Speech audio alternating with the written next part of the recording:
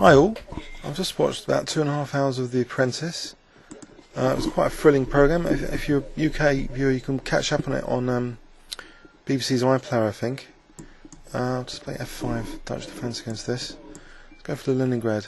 So who's your favourite to win it if you are following the programme, and what do you think of it so far? Do you think it's good? Okay, knight c6 here to try and play a quick e5, or is that inappropriate? Is White going to like take and do something horrible like take queens? And I think it is inappropriate. But if I play h6, bishop f6, bishop f6, maybe d5 and highlights e6, I'm not sure. I'm going to go for it anyway, because as Gurevich says, you know, when you give up the bishop, you know, you lose something. So White's not giving up the bishop though, so let's play for e5 here. And Knight can go back, I think, to e7. So in this position, I might be threatening, potentially, f4. Except for the fact that my h6, I can't play castles to play f4 because of h6 dropping. Right, so what can I do? b5, knight takes b5, rook b8. Do I get some counterplay like that? Maybe b5, knight takes bishop b7, but then c4. I could actually just play f4 and hope for the best. Takes, but then there's bishop d4. White doesn't have to give up the dark square bishop and just do that. Bishop f4 and bishop d4 and just castle queenside. So I don't really know. Bit confused. Yeah, can't castle without losing h6. b5 looks risky. I think b5's got something going for it though. It might discourage White from castling queenside. So let's go for that. b5. Knight b5, rook b8. Maybe there's a bit of queenside counterplay coming up.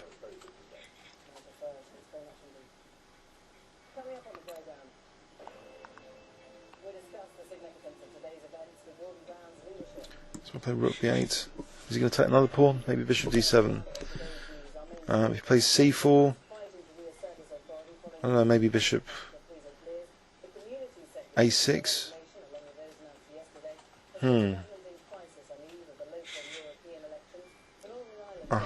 Okay, bishop d7.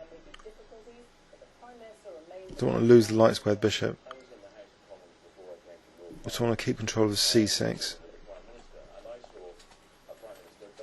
Right, now I could castle, because bishop h6 might be losing b2, I think.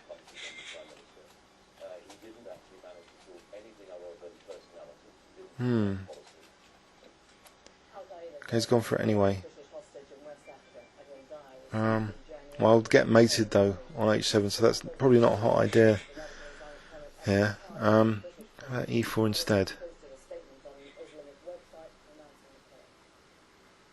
Alright, I'm managing to lose a lot of pawns so far. It's got to be said. So, knight takes d5 here though. And then there's bishop c6, I'll be losing an exchange as well. It's not looking that brilliant. What about rook b6?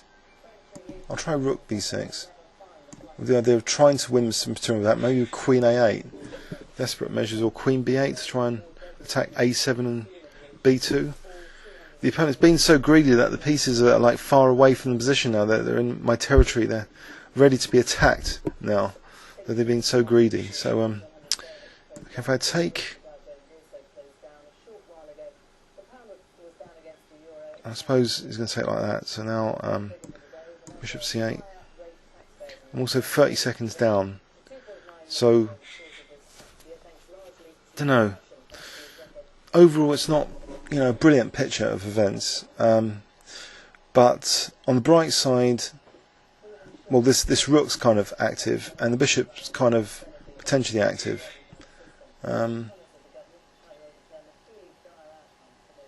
Right, so queen f6, maybe queen f6.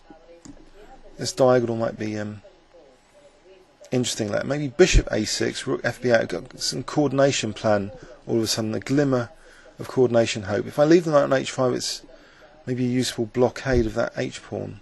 So maybe king takes. Queen g5 though, queen e5. Not really sure. I'll try it. So if I can get to play bishop a6 and rook fb8, it might turn out okay.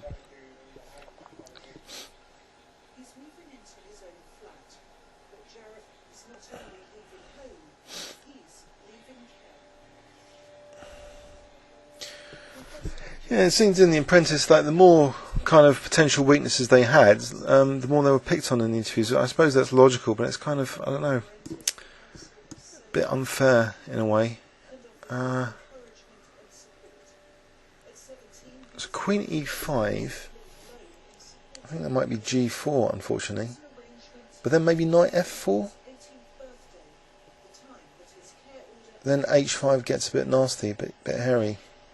I think I'd have to go for it anyway.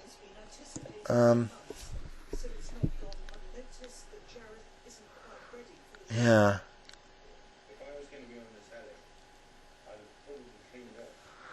Knight f4. G takes f5 starts to sort of rip me apart a bit. Maybe. I've also got bishop f5. At least the advantage of bishop f5 there is I can then do rook b8. So there's a bright side to that. Okay, a little bit of time to do something. Alright, better do something quick. Maybe bishop a6.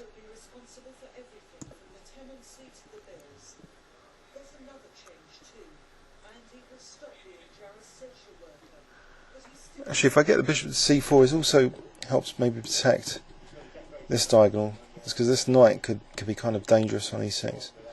I'll get the rook in now. Maybe I'll play here.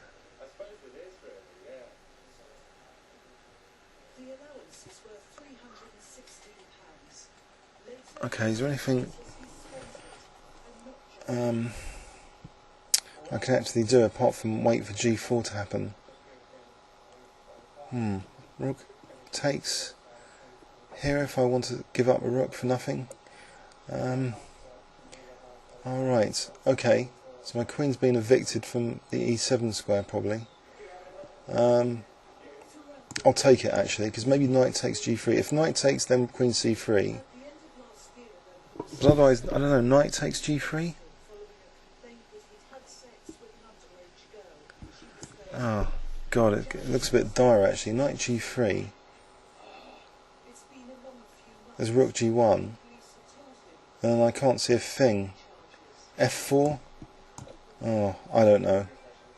I think I'm going to have to speed up because it's only 47 seconds left. Oh god, queen f6. I've just dropped the knight on g3. How wonderful. Try and pin that. I guess there's knight f... No, not quite knight f5.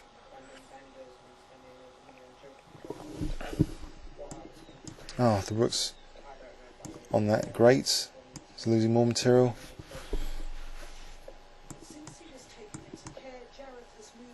Alright, try and do something with this rook. Over here. Bishop e3 maybe. Well, I guess e4 is gonna... Oh god. Even worse. 27 seconds. I'll start attacking my king. Okay.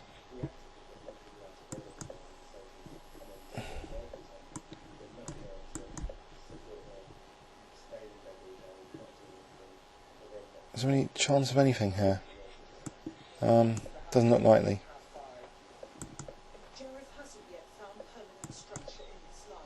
Apart from winning the rook? Really?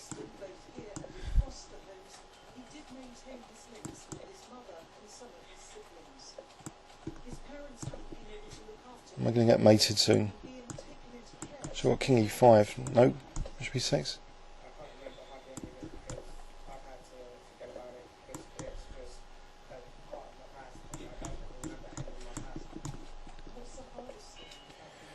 He managed to lose on time. I can't believe it. Bigbangsky managed to lose on time. Oh my god, that was an awful game. I shouldn't really put it on YouTube because it's like an obscene game. There's lots of material down. But in the interest of saying that I can play really crap,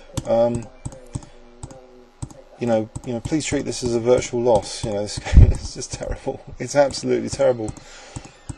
This was just one of those nitty-gritty 5-minute games, just one on time. Yeah, please leave any comments or questions on YouTube. Thanks very much.